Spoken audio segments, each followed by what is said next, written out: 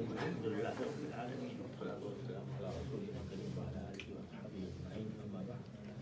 وبالإسناد المتصل منا إلى الإمام الحافظ الحجة أمير المؤمنين في الحديث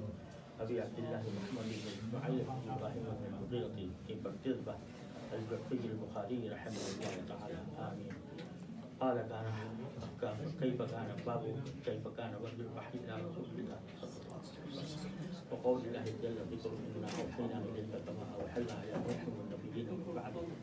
وبه قال حدثنا الحميدي وعبد الله بن الزبير قال حدثنا سفيان قال حدثنا يحيى بن سعيد الأنصاري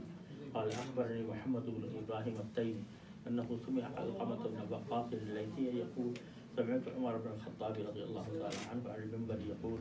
سمعت رسول الله صلى الله عليه وسلم يقول إنما الأعمال بالنيات وإنما لكل امرئ ما نوى ومن كانت هجرته